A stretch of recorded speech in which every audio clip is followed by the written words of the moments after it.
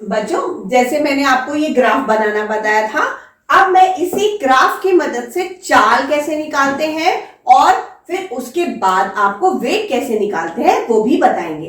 इस ग्राफ के माध्यम से हम पहले आपको चाल बता रहे हैं कैसे निकालते हैं। अब देखिए, कोई अगर क्वेश्चन ऐसे दिया हो और कहा गया हो कि ग्राफ बनाइए और चाल की भी गणना करिए, तो अब चाल के लिए आपको क्या क्या चाहिए? दूरी और समय। ये दूरी आपको मिल गई और समय मिल गया। अब अगर कहा जाए ए बी सी डी जो गतिमान वस्तुएं हैं, इनकी चाल बताइए। तो अगर हम पहले ए की चाल यानी किसी की भी चाल निकालते हैं तो कैसे? दूरी बटे समय। ठीक है, अब दूरी कितनी है ए की? ये देखिए, ए पहुंचा है 16 मीटर पर और कितने समय में? 8 सेकंड में। तो दूरी कितनी है? 16 मीटर, समय 8 सेकंड। तो 8 2 16 यानी कि 2 मीटर प्रति सेकंड ए की चाल हो गई। ठीक है, इसी तरीके से अगर हम बी की चाल निकालेंगे तो बी का क्या देखेंगे कि बी की कुल दूरी कितनी है? देखिए 12 मीटर। ठीक है, बी की कुल दूरी देखेंगे, यहां पर है दूरी 12 मीटर और समय कितना है? 12 मीटर 8 सेकेंड में। ठीक है, 8 सेकेंड में। ठीक है, तो यहां पर क्या होगा? 4 2 8, 4 3 12 यानी 3/2 यानी 1.5 मीटर प्रति सेकेंड। और सेम इसी तरीके से हम सी की चाल और डी की चाल निकाल सकते हैं दूरी बटे समय से। ठीक है, अब हम आपको कुछ यहाँ पर पिक्चर्स डायग्राम्स बनाएंगे और उसकी सहायता से आपको हम वेग बताएंगे। जैसे कि आपको पता है कि वेग क्या होता है, हमने आपको बताया था कि अगर कोई वस्तु, मान लीजिए ये एक वस्तु है, ये यहां से यहां चली, यहां से यहां चली, फिर यहां से यहां चली, फिर यहां से यहां आई, फिर यहां से यहां आई, फिर यहां से यहां पर आ गई। ठीक है, अब मान लीजिए हम ये बिगाड़ लेते हैं। अब यहां पर ये यहां चली, ठीक, ये पूरा यहां से यहां। अब इस वस्तु की दूरी क्या होगी? मान लीजिए यहां इसने 2 मीटर करा, ये 2 मीटर, 2 मीटर, 2 मीटर, 2 मीटर। अब दूरी क्या होगी? 2 + 2 4 2 6 8 10, टोटल 10 मीटर बस। बट इसका जो वेग है, यानी कि इसका जो है विस्थापन क्या है? पहले तो विस्थापन देखेंगे। तो विस्थापन कहां से हुआ? यहां से यहां, विस्थापन यहीं से यहीं तो हुआ। तो जब हम इसकी अगर हमें चाल निकालनी है तो चाल हम यहां पर क्या लिखेंगे? दूरी बटे समय। यानी मान लीजिए ये यहां से यहां 1 घंटे में पहुंचती है, यानी कि 60 मिनट में पहुंचती है, और हम 1 घंटा, या चलिए हम किलोमीटर प्रति घंटा ले लेते हैं, तो क्या हुआ कि टोटल 10 किलोमीटर चली और प्रति घंटा यानी 1, यानी कि चाल बराबर दूरी बटे समय यानी 10 बटे 1। ठीक है, तो चाल निकल आएगी।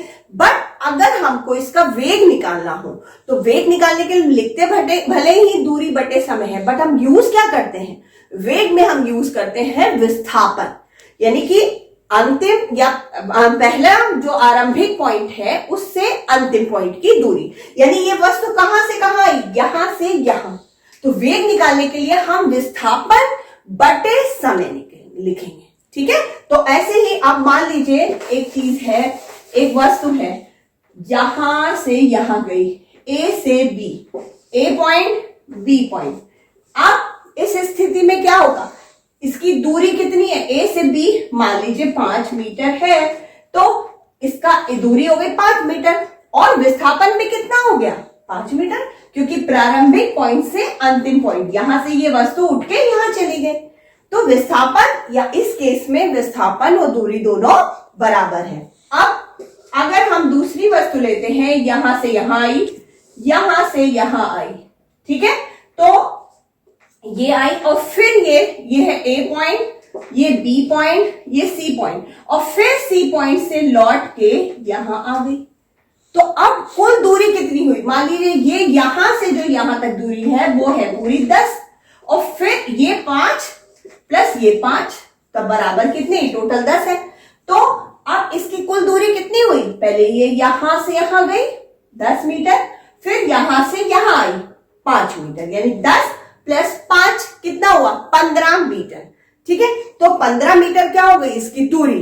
अब चाल जितने भी इसने सेकंड में ये दूरी तय करी है, लेकिन विस्थापन क्या हुआ, विस्थापन क्या हुआ चीज का, यहां से यहां ही तो हुआ, ये यहां जरूर गई फिर आके लास्ट में कहां टिकी, ये वाले पॉइंट पे। तो विस्थापन सिर्फ यहां से यहां हुआ और दूरी यहां से यहां प्लस यहां से यहां तक की। ठीक है, तो अब हम आपको वेग निकालना बताएंगे। तो वेग क्या होगा, बराबर विस्थापन बटे समय। ठीक है, हाँ। अब बच्चों मैं आपको एक क्वेश्चन के माध्यम से चाल और वेग कैसे निकालते हैं उसमें फिर आप देख सकेंगे कि कैसे डिफरेंस होता है चाल निकालने में और वेग निकालने में। एक डायग्राम बनाएंगे, फिर पहले ये क्वेश्चन पढ़िए। यदि एक वस्तु 10 सेकेंड में उत्तर की दिशा की ओर 30 मीटर और फिर अगले 10 सेकेंड में 40 मीटर पूरब की ओर चलती है, तो वस्तु का विस्थापन क्या होगा। इन्होंने विस्थापन पूछा है, हम आपको चाल और विस्थापन दोनों बताएंगे। ठीक है, जिससे आप अगर कोई भी चीज पूछी जाए तो आप उसको सॉल्व कर सको। बच्चों सबसे पहले अगर आप कोई दिशा वाले क्वेश्चन आते हैं तो आप सबसे पहले ये चीज कोने में बना लिया करिए। यहां हमेशा ऊपर देखेंगे उत्तर, नीचे दक्षिण, फिर इधर पूरब और इधर पश्चिम। अब आपने देख लिया, अब आप क्वेश्चन फिर से पढ़ेंगे। यदि एक वस्तु 10 सेकेंड में उत्तर की ओर, ये 30 को हम 3 कर ले रहे हैं और 40 को हम 4 कर ले रहे हैं। ठीक है, अब यदि एक वस्तु 10 सेकेंड में उत्तर की ओर 3 मीटर और फिर अगले 10 सेकेंड में 4 मीटर पूरब की ओर चलती है, तो वस्तु का विस्थापन क्या होगा। तो उसके लिए हम सबसे पहले क्या करते हैं, यहां पर दिशाएं बना लेंगे, उत्तर दक्षिण पूरब पश्चिम। ये करने से आप जब इस आकृति बनाएंगे या उसका पाथ बताएंगे, जो वस्तु गतिमान वस्तु है, वो आपके लिए इजी रहेगा। तो सबसे पहले वस्तु शुरू करती है, उत्तर की ओर 3 मीटर जाती है। उत्तर किधर है, ऊपर। अब यहां से वस्तु गई यहां और कितना गई, 3 मीटर। ठीक है, उसके बाद अगले 10 सेकेंड में 4 मीटर पूरब। पूरब किधर है, उधर जाना है, यानी ये वस्तु अब 4 मीटर गई पूरब में। उसके बाद उन्होंने कहा वस्तु का विस्थापन बताओ। मैंने कहा विस्थापन और चाल हम दोनों बताएंगे, जिससे आप लोग कंपेयर कर सके कैसे निकालते हैं। अब यहां पर आप देख रहे हैं, अगर हम इसको मिला दें तो ये एक समकोण त्रिभुज हो गया। ठीक है, अब जब समकोण त्रिभुज हो गया तो सबसे पहले तो हम यहां पर चाल निकालेंगे। चाल निकालने के लिए हम क्या करते हैं, दूरी बटे समय। समय कितना है, टोटल टाइम यहां पर कितना है, कुल समय पहला 10 सेकेंड और फिर दूसरा 10 सेकेंड, यानी कि टोटल है 20 सेकेंड। ठीक है, अब दूरी कितनी है, यहां से ये वस्तु गई 3, फिर 3 और यहां से गई 4, यानी 3 + 4। अब कुल दूरी कितनी तय करी इसने, कुल दूरी तय करी 3 + 4 = 7। अब हम इस फॉर्मूले में वैल्यू रखेंगे, तो चाल बराबर दूरी बटे समय, यानी दूरी कितनी है 7 मीटर और समय कितना है 20 सेकेंड।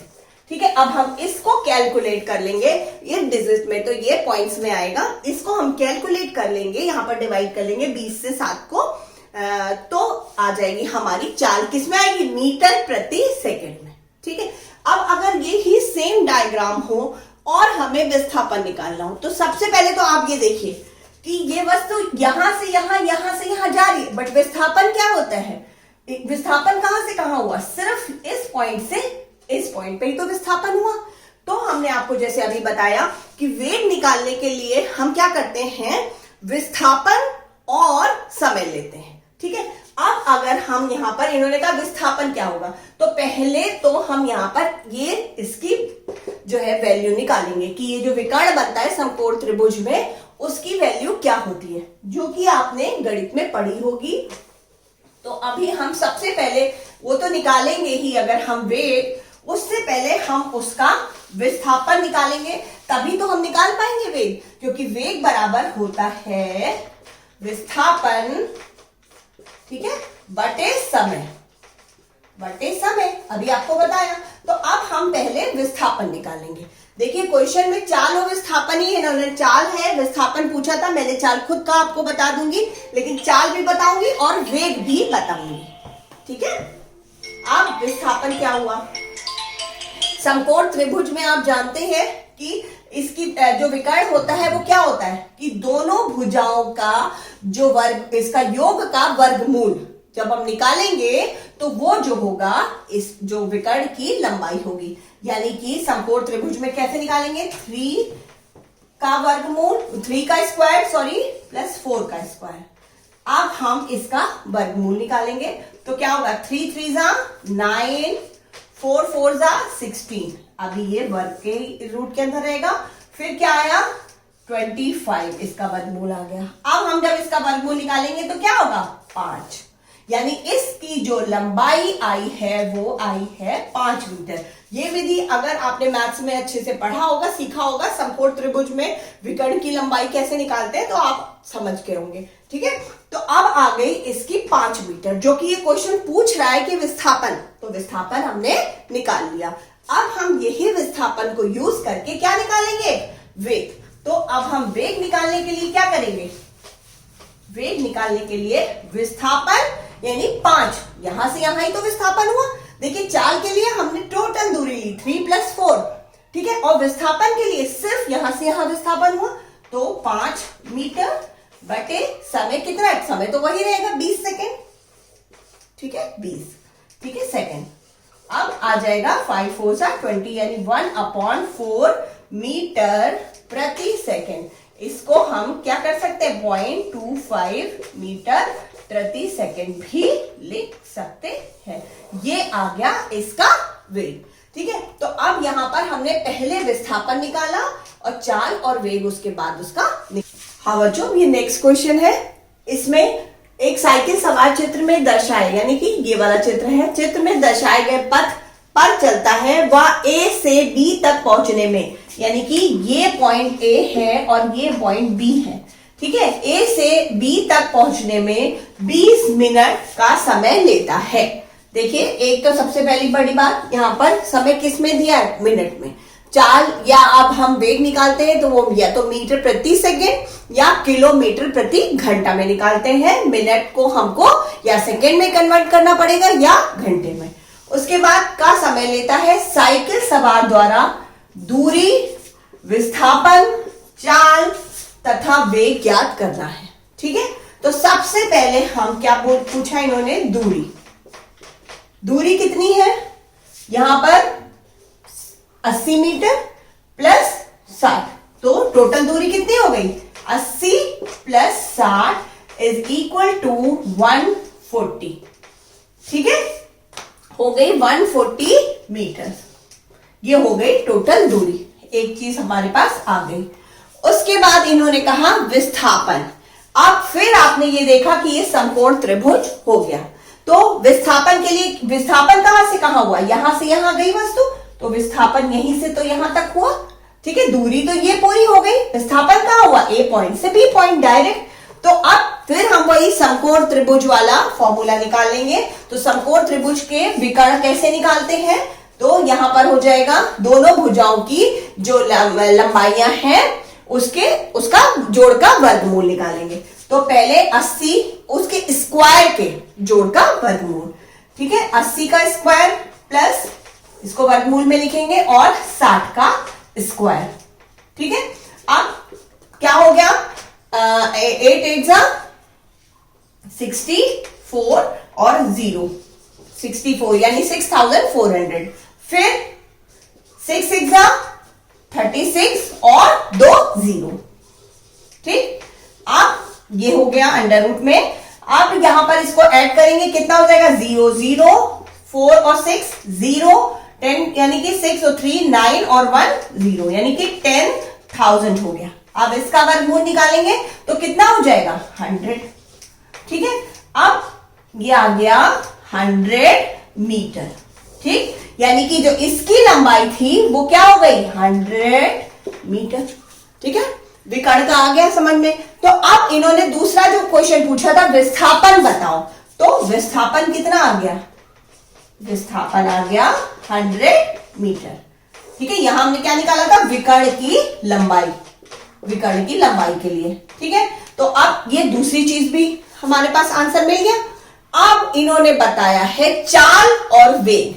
अब चाल के लिए हम क्या यूज करेंगे, दूरी, यानी कि ये चीज, और वेग के लिए हम यूज करेंगे ये। ठीक है, तो अब आपने देखा कि डिफरेंस देखा कि दूरी, विस्थापन, चाल, और चाल के लिए हमें दूरी जरूर पता होनी चाहिए और वेग के लिए हमें विस्थापन जरूर पता होना चाहिए। ठीक है, अब हम यहां पर उसके बाद हम वेग और जो चाल और वेग निकालने से पहले, अब आपको ये पता लग गया हमारा, अब हम यहां पर चाल निकालेंगे। तो चाल बराबर हमारे पास दूरी आ गई 140 मीटर, आपको पता लग गई, और विस्थापन हो गया 100। ठीक है, दूरी आ गई हमारे पास 140 मीटर और विस्थापन हो गया हमारा 100 मीटर। ठीक, अब हम सबसे पहले ये देखेंगे समय, जो कि मैंने कहा था या तो सेकंड में होगा या घंटे में। तो जब हम मिनट को सेकंड में बदलेंगे तो वो हमारे लिए ज्यादा इजी रहेगा कि 1 मिनट में 60 सेकंड, तो 20 मिनट बराबर कितने सेकंड, यानी 20 इंटू 60 बराबर 1200, यानी कि 1200 सेकंड आ गया। समय मिल गया अब हमें सेकंड में, दूरी भी मिल गई, विस्थापन भी मिल गया। अब हम क्या निकालेंगे, चाल। तो चाल जब निकालेंगे, चाल बराबर दूरी बटे समय, दूरी बटे समय। ठीक है, तो दूरी कितनी है 140, समय कितना है हमारा 1200। ठीक है, यानी 1200 कट गया, यहां पर आ गया 14/120। इसको आप रिड्यूस फॉर्म में कर सकते हो, आप 2 से इसको मल्टीप्लाई डिवाइड करके के इसको काट के, और आपका आंसर आ सकता है। रिड्यूस फॉर्म में हमेशा आंसर देते हैं अगर डिनोमिनेटर जो है वो ज्यादा है, या आप पॉइंट में इसका आंसर दे सकते हो। तो ये आ गया हमारा मीटर प्रति सेकंड। ठीक है, अब विस्थापन, विस्थापन क्या होगा, विस्थापन आपको पता है, सॉरी विस्थापन ही वेग। ठीक है, वेलोसिटी जिसको हम बोलते हैं इंग्लिश में वेलोसिटी, वेग आया हमारा विस्थापन बटे समय। ठीक, अब विस्थापन बटे समय, यानी विस्थापन कितना है 100 बटे समय कितना है 1200। ठीक है, 2 जीरो से 2 जीरो कट गए, ये ऑलरेडी ये रिड्यूस हो गया, जीरो कटने से ही ये रिड्यूस होगा। इसको आपको टेबल पढ़ के 2 की 4 की जिसके भी आपको 2 की टेबल पढ़नी पड़ेगी, तो आपको रिड्यूस करना पड़ेगा। ये हमारा विस्थापन ऑलरेडी रिड्यूस हो गया जीरो हटाने के बाद, तो ये हो गया 1/12 मीटर प्रति सेकेंड। इसको आप पॉइंट में भी अगर चाहो तो डिवाइड करके आंसर दे सकते हो। अब हम आपको अगले वीडियो में जो गति के तीनों नियम हैं उसके बारे में बताएंगे।